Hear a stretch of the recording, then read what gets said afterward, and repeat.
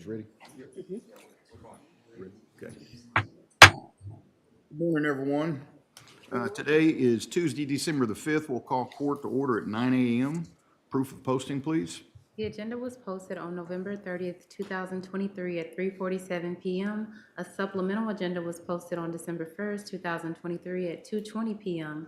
And a second supplemental agenda was posted on December 1st, 2023 at 4:15 p.m.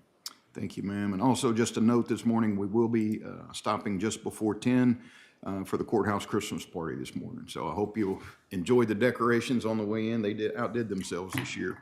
At this time, we'll stand for a moment of silence. That'll be followed by a pledge of both flags by our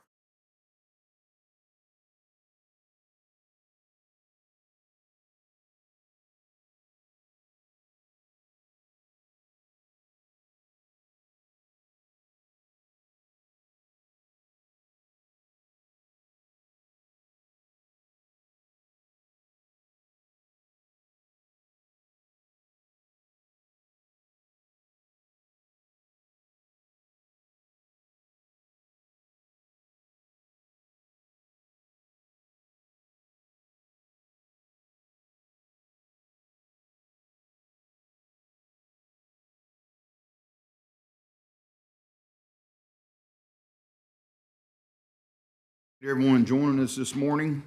We'll get through our business as quickly as possible so we can enjoy more of the party this morning. Does anyone request public comment this morning? Okay, seeing none, we'll move to proclamations and resolutions. D1, ratification of proclamation recognizing the grand opening and dedication ceremony of the McDowell Funeral Home, LLC. Commissioner Miller. Good morning, and if it's okay with the court, I'm gonna go ahead and do D1 and D2 together. Yes, No one's here to receive either one. The first one is a ratification, the Friday after Thanksgiving, the McDowell Funeral Home, a local business that has been operating in McLennan County for over 30 years, opened their third location, second in Waco. And so the proclamation was presented at the event, and I was really excited for them. They're a staple in the community, and their longevity is to be appreciated.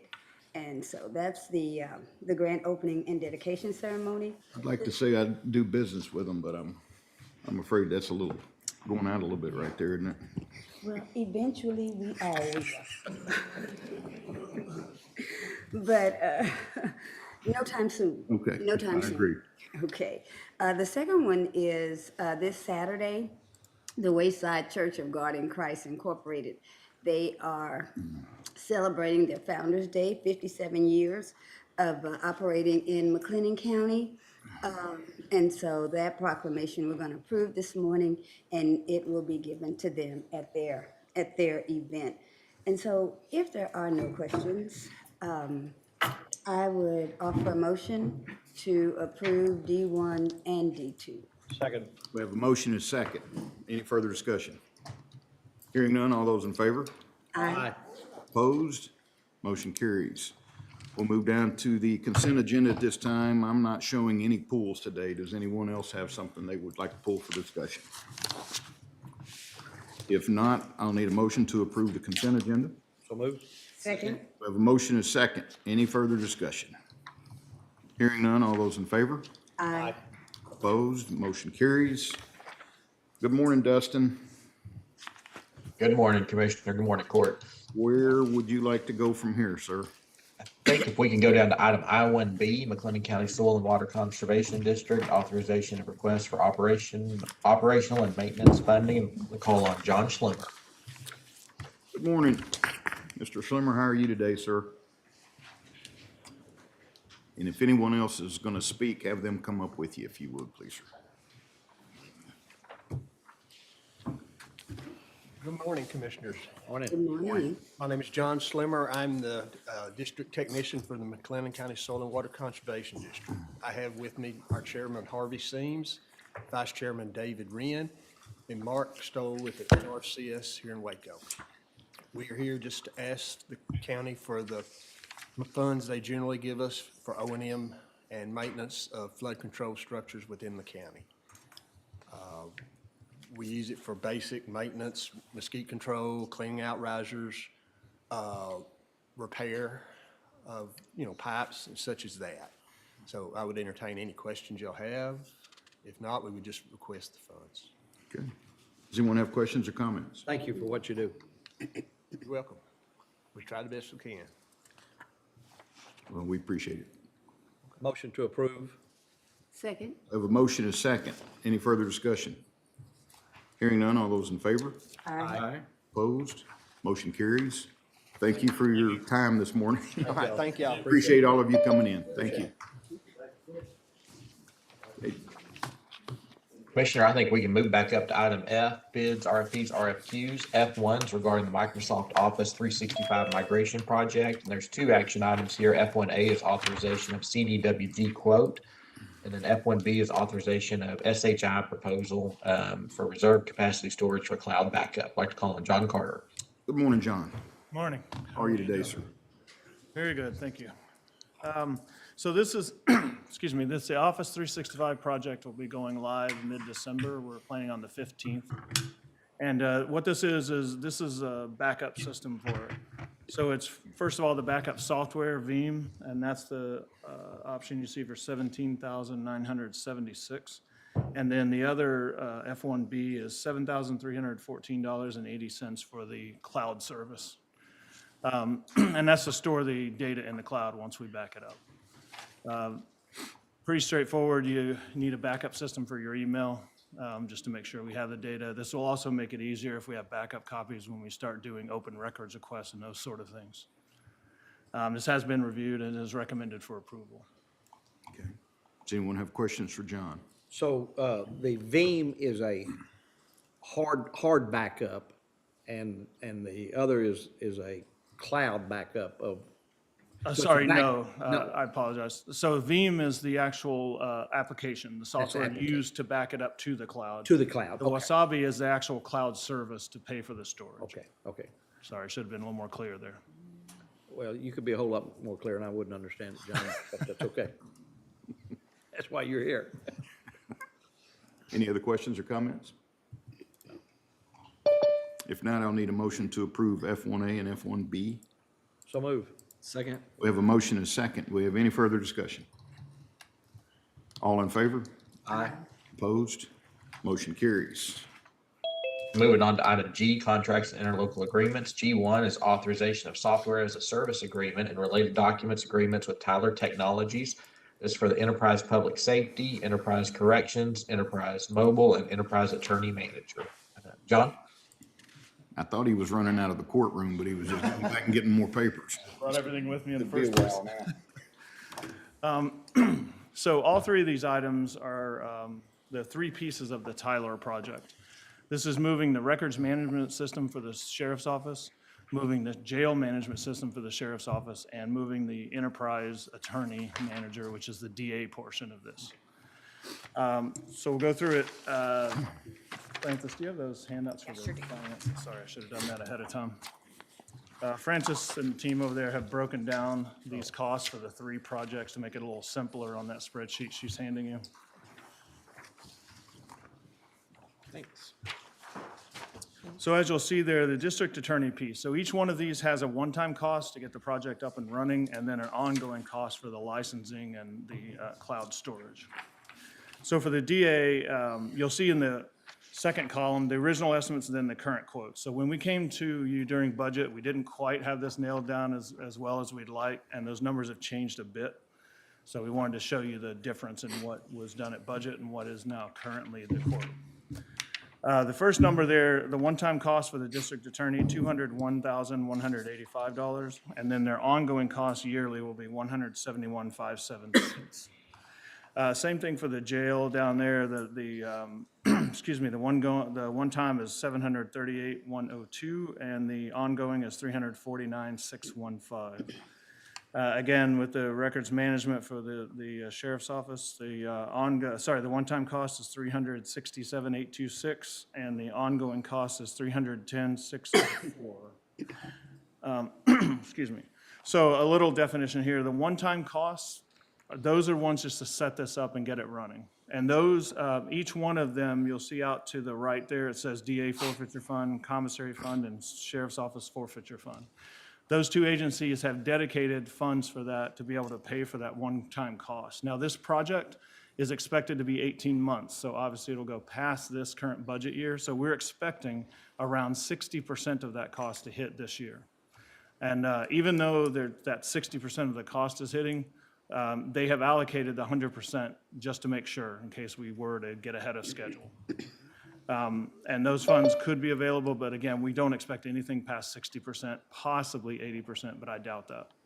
The 80% level means that it's in production and ready to go, and I just can't see that happening in this budget year since as this project, I should explain a little, as this project gets going, even if we approve today, it'll take them approximately a month to assign their project managers, do kickoff meetings, get everything then initiated and started. We're talking about probably beginning of March before we actually start this project.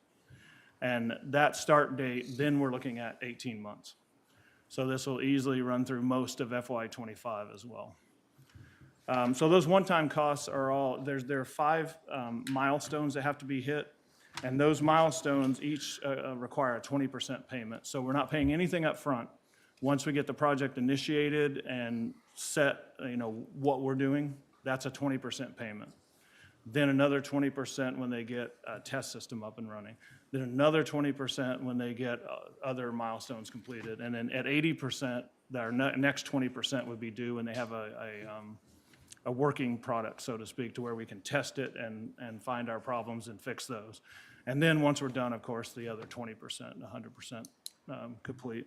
So again, we expect about 60% of that cost to hit in this budget year and the one-time costs. Now, the ongoing costs, we have to pay 100% of that number for each of these 3 items. And that's because we get it set up in the cloud. We have to use that cloud storage virtually right away. We would expect that bill to hit around February. That's when they'll be setting up all of our different tenants and all of the buckets that we need for our cloud storage. And of course, as you're testing, you're already using that storage. That's why we have to pay those fees up front. And there's also including licensing fees in there for the year.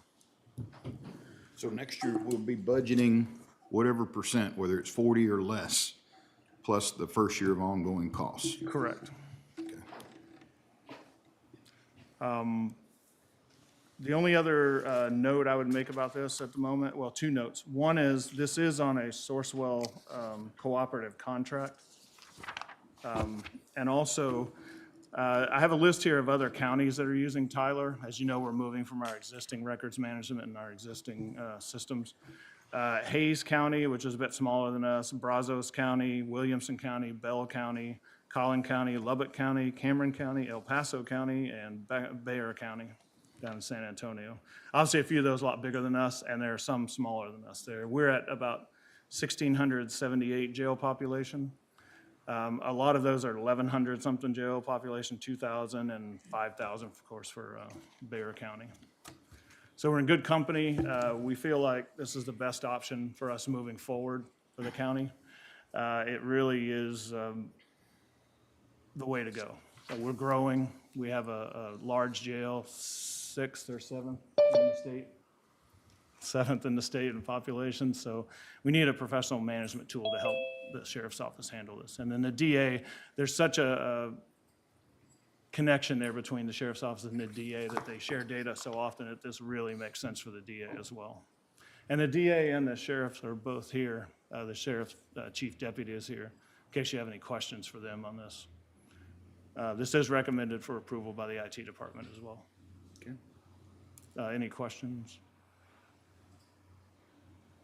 It's been a while since the DA and the sheriff's office explained this software request. I remember they came in during budget. So refresh me one more time exactly what these modules do.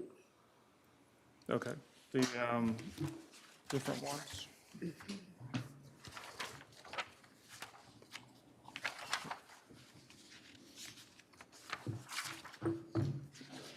So start with the district attorney. That's called Enterprise Attorney Manager. And it allows them to handle all of their cases through this system, e-signatures, do OCR. It does it in the cloud as well. It also shifts data back and forth between the sheriff's office and the DA. And as part of this whole project, we're building in integrations for EDOC, our current system, so that they will still be sharing data with the courts and everyone else that needs it, district. Who's gonna do that work? The IT department. Tyler has a tool that they use for building those integrations. Our team has already tested on that. We've gone through a training, one initial training. We'll have more training because we have 200 hours of consultation here. And we're going to build those integrations with that toolkit that Tyler has for doing that very thing. And then we have Tyler there as a backup in case something, is a little bit heavier than we can handle or whatever. We have 200 hours built in for that.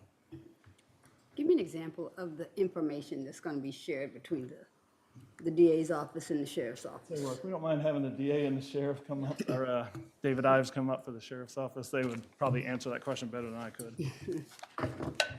How are y'all doing? Good morning. Morning. So some of the advantages of the system is it'll allow us to share not just internal documentation, but when the DA has, and especially if the courts come on too, like scheduled court hearings, disposition documents, everything that we share, case documents are being submitted to them. We're using third-party softwares for that information right now. And Tyler becomes a one-stop shop for information, a single user database, so that we don't have the current system that we have. So there are, correct me if I'm wrong, John, 5 individual databases that currently exist within the system that we utilize now. Is that correct? Is it 5 or 4? There are 6, I believe, Okay, total, 6. including the JPs and So stuff. anytime there is a problem along the step in one of those databases, it has to be manually corrected. So if they find an error, they have to call us and we have to correct it in ours. And then they have to call the court and the court has to correct it in theirs and any other affected database one at a time. And if any person in that human chain misses a link, you're going to have incorrect information, whether it's for NIVER's purposes, for CJIS purposes. God knows what Josh has to deal with on his side. But the Tyler system moves us to a single functional database. If Josh and his folks find some type of error in our system, a transposed digit on a TRN number or something along the lines, they can modify that and it will update the system all the way across the database to ensure the integrity of that data is the same between agency to agency. Who will have access to be able to correct or to input data at each location? So that'll be a discussion that we have amongst ourselves as far as who's going to have that administrative access, but the permissions within Tyler, as the auditor could tell you on the Munis side, is very robust. So you have very extensive amounts of individual or canned accesses that you can grant people. Of course, everyone at the DA's office isn't going to have access to modify SO documents, and everyone at the SO would not want to have those errors corrected in the DA system. But having your main contributors, your supervisors who are able to make those corrective updates are. But aren't you going to have someone to proof what goes in? Because what you were talking about earlier, that one person now, if they hit the wrong digit, it's going to be wrong for every department.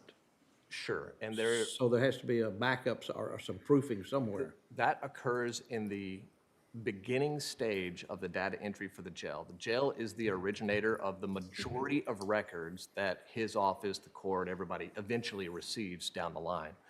So trying to make sure that we have that data integrity on our end helps substantially for efficiency and the reduction in human error as it goes down through the DA, the court, the clerk, down the line. But we have systems in place to try and vet that information. And Tyler also produces, has more extensive checks and balances. It will not allow you to make certain things or enter certain things or skip certain steps without having correct numbers of digits. So there's a lot of checks and balances built into the system that the current system does not have because they're just user-defined fields. You can just type in whatever you want on the current system. It could be a number and you could type in the word duck and it would take it. And initially, it's going to be records management, district attorney, and jail. Correct. But I think I heard you say it could be expanded, maybe eventually, there could be other, as long as it's legally accessible to different departments, they could also access this information at some point in time. Correct. So JP's, the integration toolkit that John is talking about, we had spoken with Tyler about having to have that in the initial package so that we can still take those legacy users who are using the EDOC database and the information can still be pushed back and forth. Now, those other users will not get the benefit of the Tyler system, only the Tyler data. Or the data that's coming from Tyler. So in order to have those additional benefits, the statistics, the tracking, the end-user customization as far as just being able to build modules, however you need to build them within the system, that is not available to them, just the data that's coming out of the system. output. How much are we currently spending on all these? So we've talked here and there, you know, all of the systems that this will end up replacing, and that's going to take some time to fall off of all of those. I know they could speak to that more, but we're looking at a couple $100,000 at the moment that the annual cost that these annual costs would be replacing. But, you know, again, I know just the cost of efficiency and accurate data, you know, is worth. So you estimate we're spending about $200,000 to $300,000 right now in ongoing costs? Yes, for EDOC and then all of the other subsystems that are used in addition to EDOC. And so the estimate going forward for all this is $831,000? That is correct. And those costs would not fall off until FY '25 at the earliest, because this year we would definitely need to keep that around because we'll have the other applications. And Commissioner, to let you know, that is an initial estimate. As we get the system and start to understand what it can replace, because it can't replace everything day one. We need that time to figure out how we can make it work to replace those things, and that's going to require a large amount of coordination between us and the district attorney's office. But that is a lower ball estimate to make sure that we're not setting a precedent for the court that we can't live up to. But there will be other systems that will eventually go away because of this. I want to go back to the shared data, and I understand the need for the sheriff's office to infuse information to the district attorney's office and vice versa, but there won't be any sharing of like material case data. No, ma'am. So the permissions and exclusions will be just as clear as they are right now with EDOC. What is going to be a massive improvement for efficiency with our office is losing one, if not two or three of those manual entries right now. So information that the sheriff's office gets from an initial arrest or a warrant or anything of that nature, we are having to essentially double, if not triply, enter it into our systems manually. And so that basic data is going to be shared equally across the systems and integrated even into EDOC going forward with those other departments that aren't transitioning to Tyler, at least at this point in time. And so your, attorney data, your work product from our office is not going to be accessible to them, just like it's not with EDOC right now. Okay. And my last question, I don't know if it has anything to do with the software, but how our mugshot information is out there with a third party? How is that possible? I'm not going to get into is it legal. I just want to know how is that possible that they're accessing that and putting it out on Facebook? Mugshot data is public information. Okay. And we receive this is our first year on the electronic open record system. We're going to end up around the neighborhood of 4,200 open records requests per year. Prior to that, we got about 1,800 open records requests per year just for mugshots. It was originally done to try to reduce the number of requests that come in for the 11 ladies that deal with this stuff to have to deal with that. It is public information at the end of the day, so the public is able to get that at any time that they want it. So it reduced it from 1,800 to 4,200? Yes, sir. I'll check that math. It's not It's not great. It's still a very arduous task to go through. That's also a standard. If you look at some of the other county jails, even some smaller ones are posting that information online because they've found that it reduces the amount of labor investment they have in the open records division for releasing it. Why would somebody want that? I mean, if you get arrested and you have a mugshot, what is the interest in a third party wanting that? I can't answer that. Okay. I don't know, ma'am. I don't know that they could answer that, other than just to have it.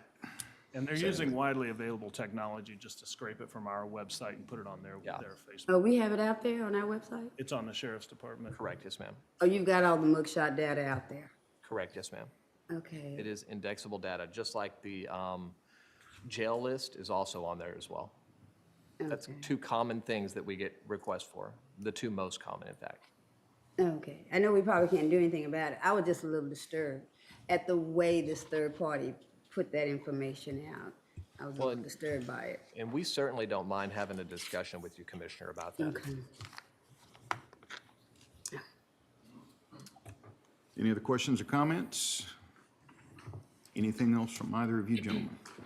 Or you three? I would just say, final question, this is highly recommended by not only SO, but DA and IT. Yes, and by the counties I mentioned earlier that also use these products. And they're, okay. And I'll agree. I'll say this was a very time-intensive consideration.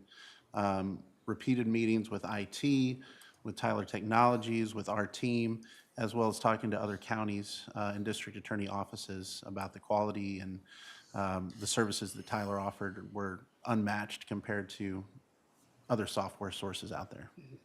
And our,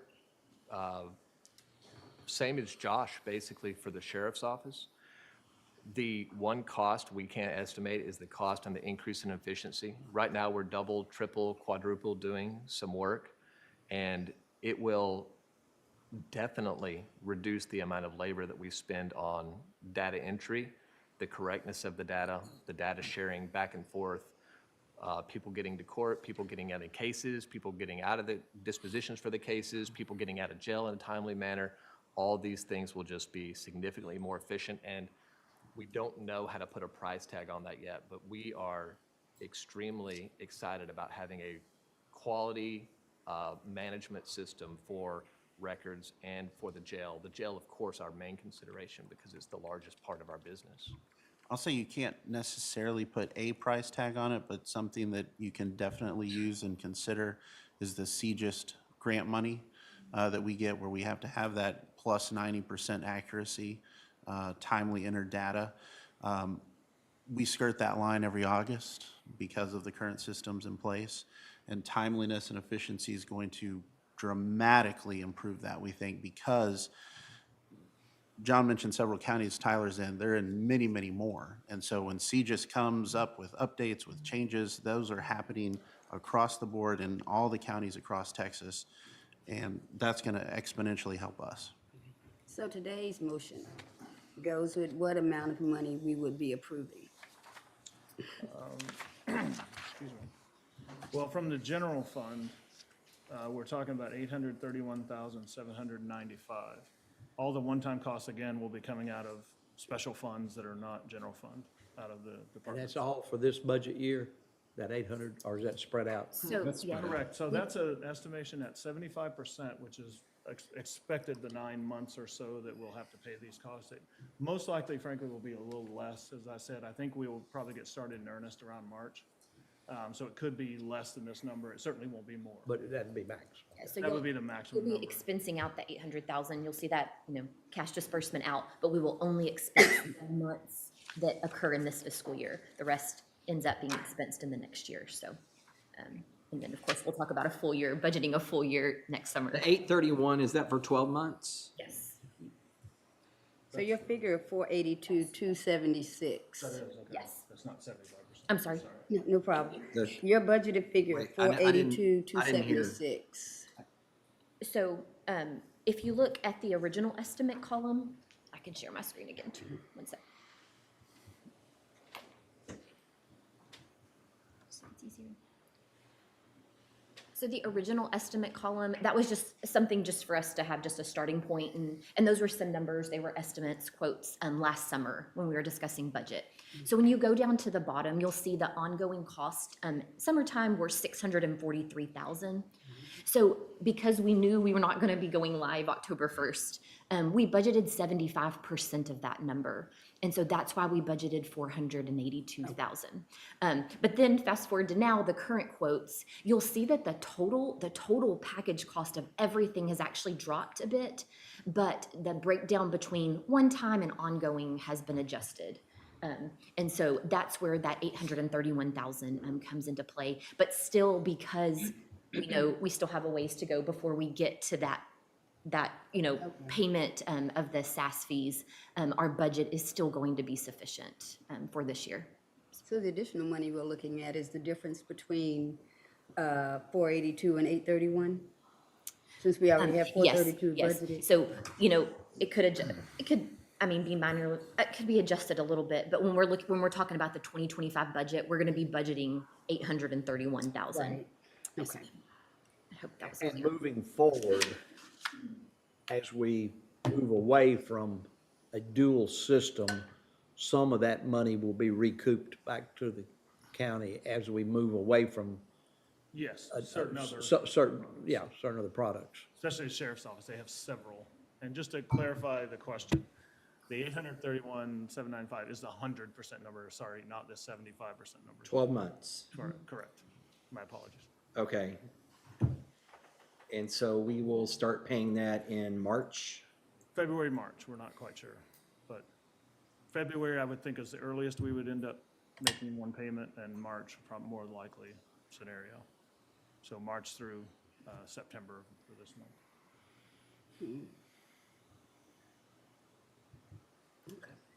Any other questions or comments? The pleasure of the court. Motion to move forward with the migration as presented. We have a second? Second, We have a motion and a second. Any further discussion? Hearing none, all those in favor? aye. Opposed? Motion carries. Thank you, gentlemen. Thank you. G2 is authorization of service agreement with Motorola Solutions Connectivity for private switch automatic location identification service. John? Yeah, so this is the 911 location service again. What this does, so, excuse me, having the PS Alley and having this with Motorola, first of all, there's no dollar figure attached to this, it's just signing an agreement. But what that does is allow the 911 call center to receive the location ahead of time along with the building name and such, so that they can locate folks faster when they dial 911.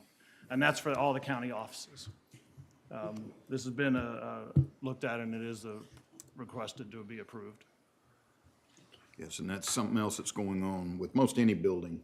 911 is trying to get this information, and so we're glad. Some of the entities are pushing back, not wanting to release it. So, but anyway, thank you. We'd like to look out for the safety of our employees. Absolutely. Any other questions or comments? What's the pleasure of the court? Motion to approve the agreement with Motorola Solutions Connectivity. Second. A motion is second. Any further discussion? All those in favor? Aye. Opposed? Motion carries. Thank you. Thank you, sir. Dustin? We can, item G3, authorization of interlocal cooperative agreement with City of Woodway for work at Park One Road. Zane? Yes, sir. So this agenda item is for an interlocal agreement with the city of Woodway to chip seal their Park One Road within the city limits in the amount of $67,831.60. This interlocal agreement has been reviewed and is recommended for approval. Okay, and just to follow up to that, there are 3 park roads out there, and it's going to take us 3 years to get to all 3 of them. So, precinct 4 doing the work? Yes, sir. Okay. That was my question. Yep. And like I say, it'll be a 3-year project. Any other questions or comments? Need a motion to approve.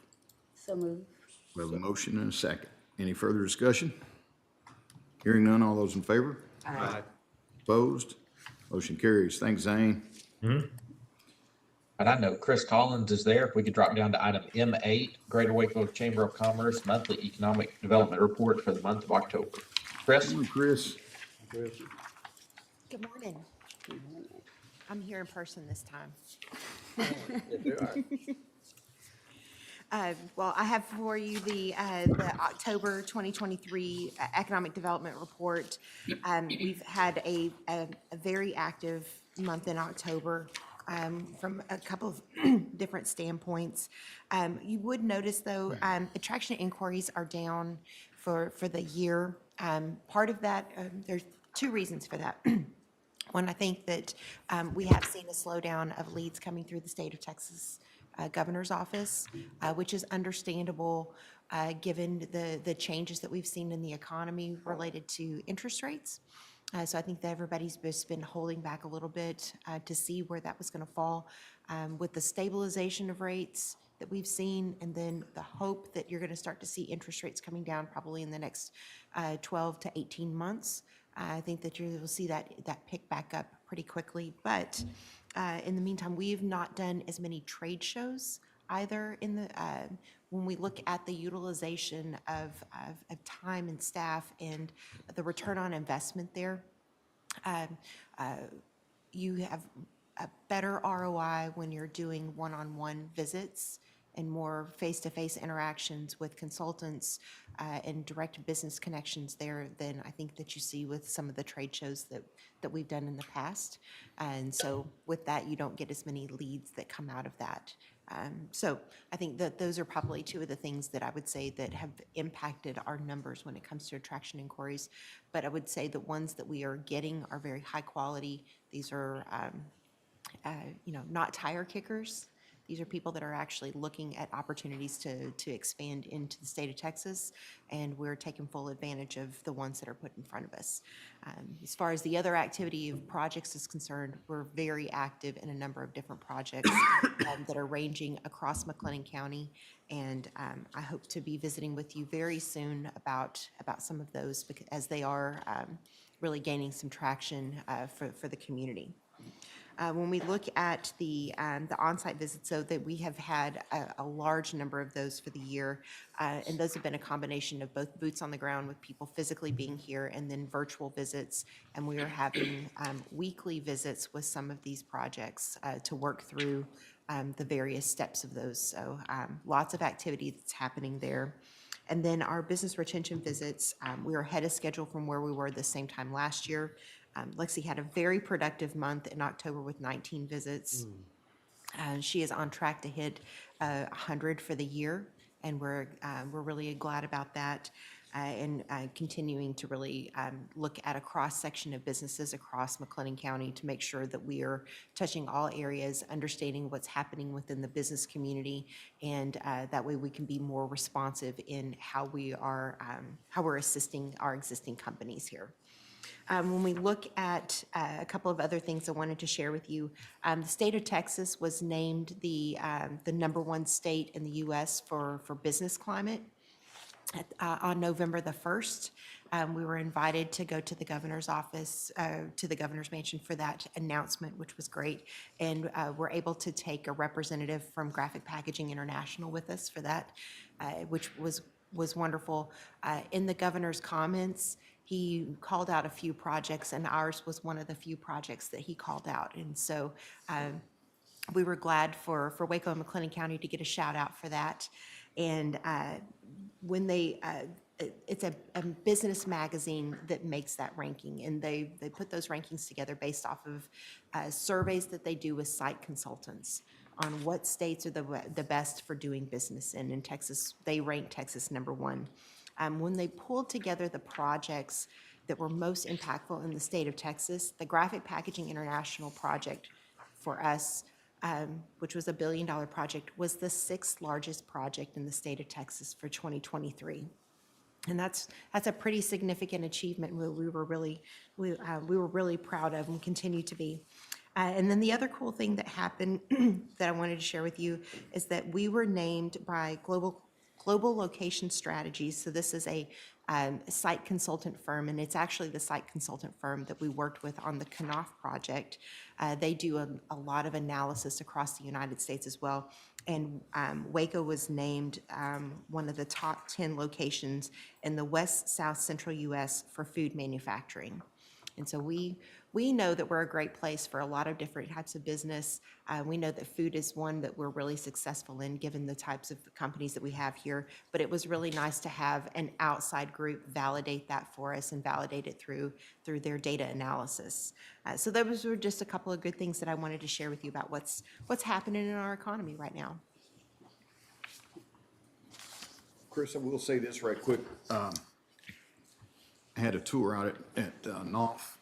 And when we start getting these big projects in like that, I don't know how the rest of the court members feel, but just to set up an opportunity for each one of us, or two at a time, but to go do a walkthrough is amazing. What you're gonna see with, just not just Knopf, but several of our projects. So maybe that's something that we could start coordinating and make sure that everybody has an opportunity to go out and see Absolutely. our neighbors as they build. I would love to do that with graphic packaging too, as they're going through for y'all to see it at various stages. So right now they're in the midst of construction, but they have 2 structural facilities that are under construction right now, 2 physical buildings, and then they're installing the concrete platform that the machine itself will sit on. And so the site itself is amazing. I have a drone footage that the next time I come that I'd like to share with y'all too, because it's very, very cool. But to see it with your feet on the ground and to be there to experience it is very exciting, I would say. It truly is. So anyhow, we'll work with you on that. Great. Thank you so much. Good report. Thank you. Any questions or comments for Chris? I'll need a motion to approve the report. So moved. Second. We have a motion and a second. Any further discussion? Hearing none, all those in favor? Aye. Opposed? Motion carries. Thanks, Chris. Thank you, Chris.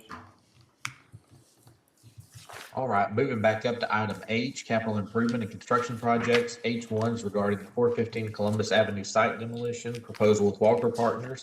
This is an invoice totaling $350 and is for their bidding services, and the remaining balance on this project is $2,900, and it's been reviewed and recommended for approval.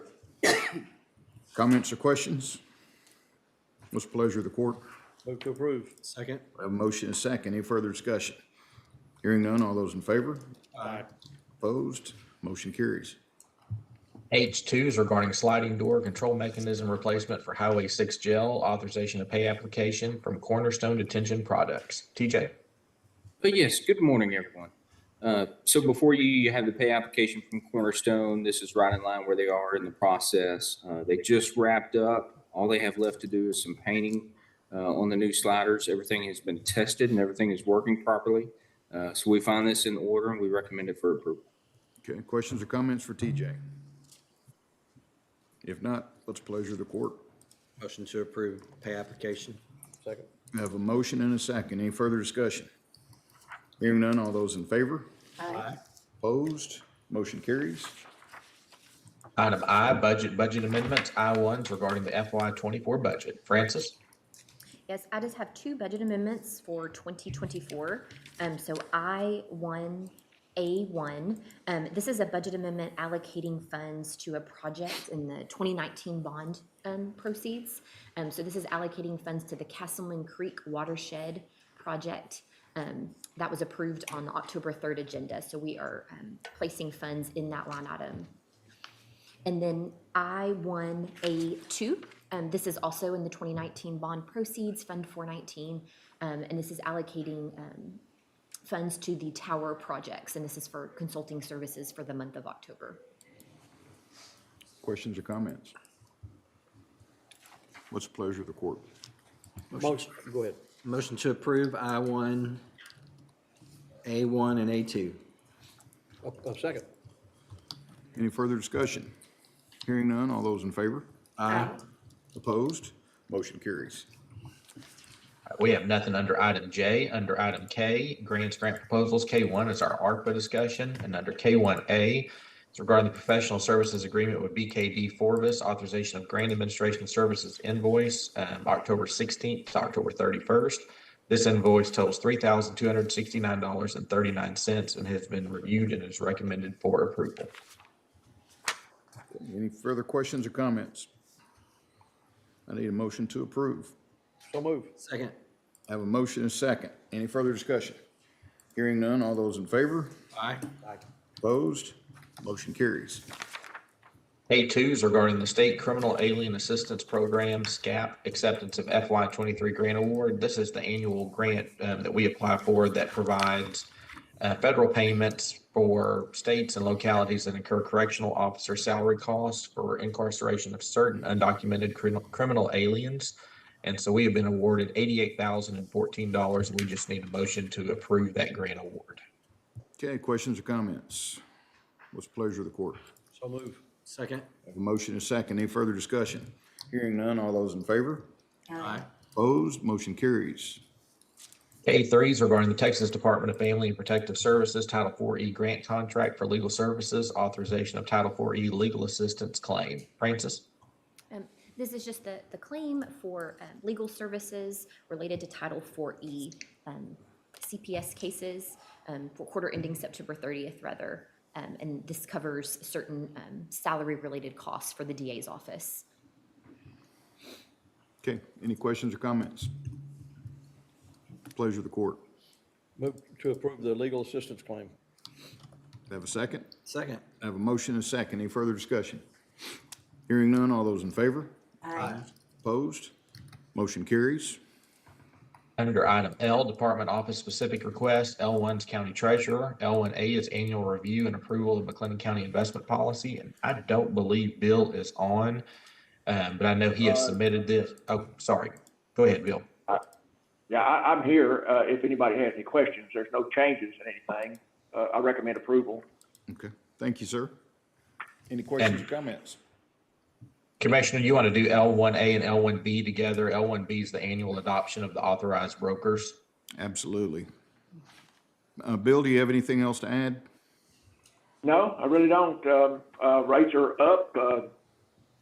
I had to check, but I think last fiscal year was just a little short of $5 million in interest income in full cash, $9 million plus altogether. Don't have the numbers in front of me, but and so as was stated previously in the meeting, interest rates are trending. Look like they may be a little lower going in the future. Of course, nobody knows for sure, and so it's good for McLennan County, and so that's about all I can add. Thank you, sir. Appreciate that. What's the pleasure of the court? Move to approve L1A and L1B. Second. Have a motion and a second. Any further discussion? Hearing none, all those in favor? Aye. Opposed? Motion carries. L2, Road and Bridge Precinct 4, authorization of payment for bicycle damage. Commissioner Perry? Yes, sir. We had a little mishap working in an area, and someone laid a bicycle down and left it there. And in our efforts to finish the project, we damaged it.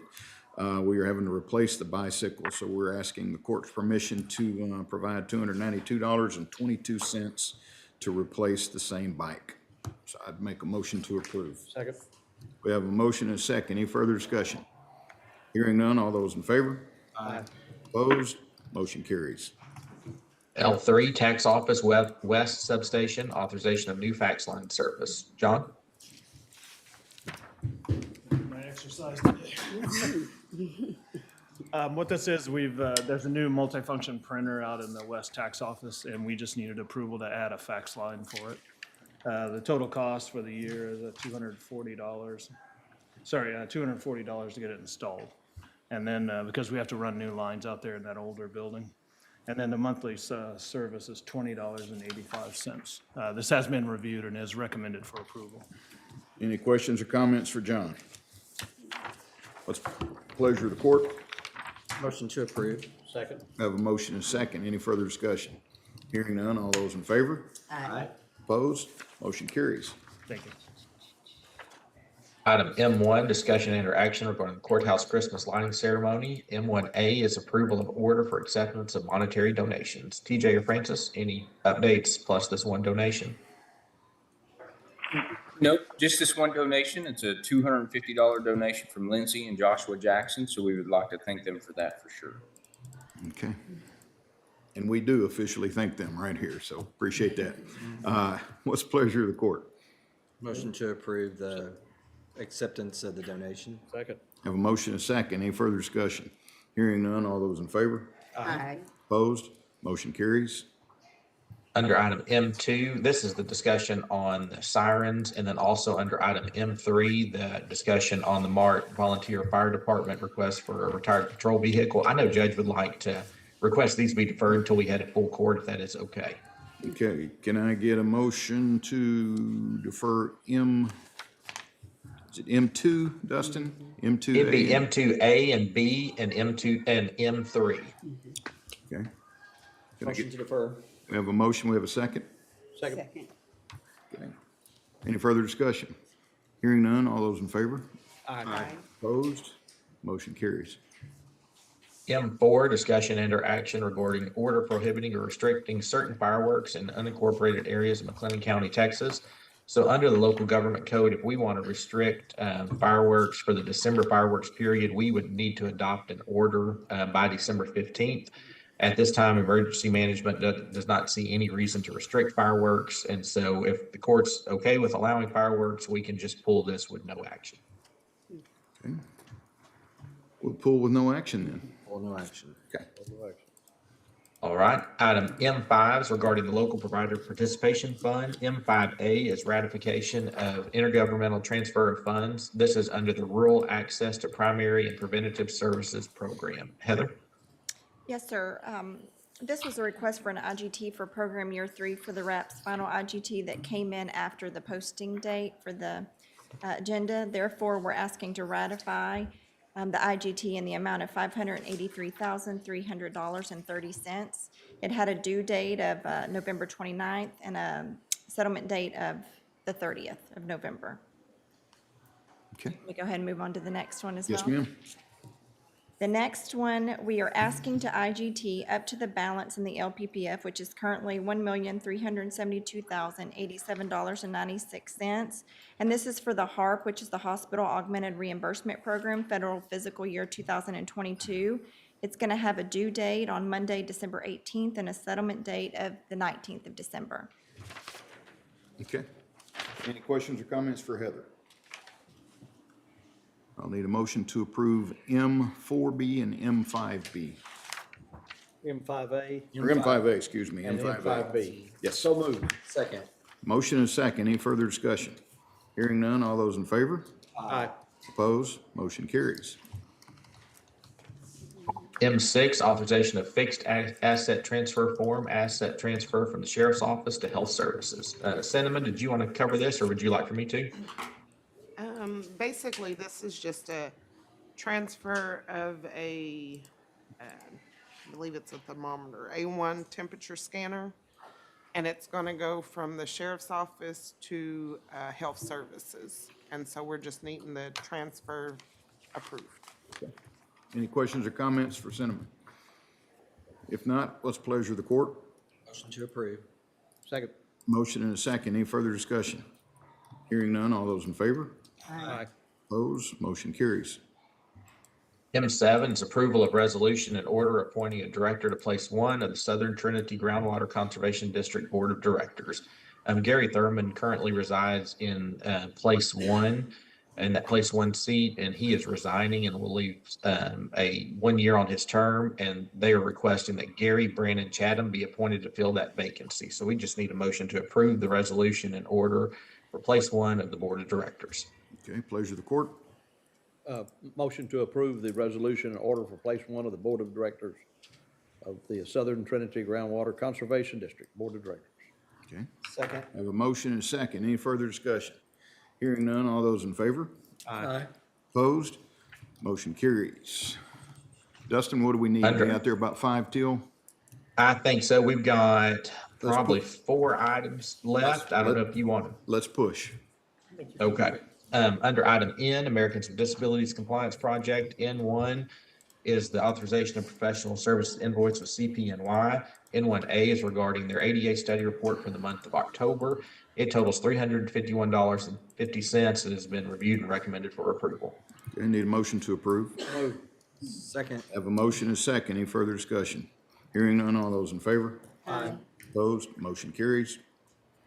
N1B is regarding records building ADA renovations for October.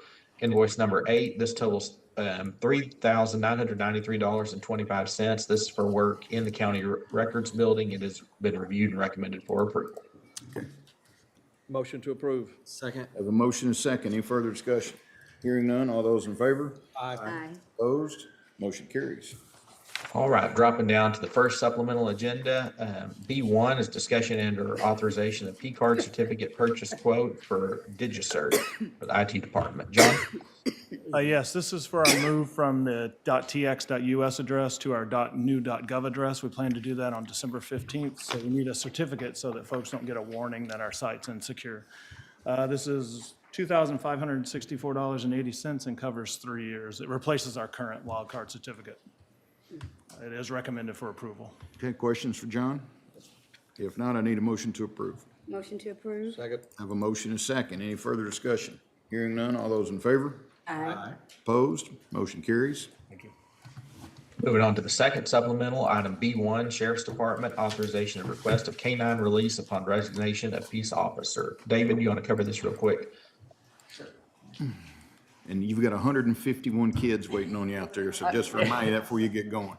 When Matthew Quinn came to work for us, he brought a K-9. That K-9 was accepted as an asset. The court originally agreed in the document that upon his separation, the dog's retirement, the dog would go back to him. He is separating from county employment, and we were just asking the court to honor that initial agreement to release that asset back to him upon his resignation. Okay, questions or comments? Okay, what's the pleasure of the court? Motion to approve. Second. Have a motion and a second. Any further discussion? Hearing none, all those in favor? Aye. Opposed? Motion carries. Thank you. Is that, Dustin, are we good? That's all the action items. If we just want to confirm with Mercedes, but we should be good. Mercedes? Yes. We'll never adjourn without checking with Mercedes, so. Okay. Thanks everyone for your time this morning and making this go so smoothly. So if there's nothing else to come before the court, we're adjourned. Thank you.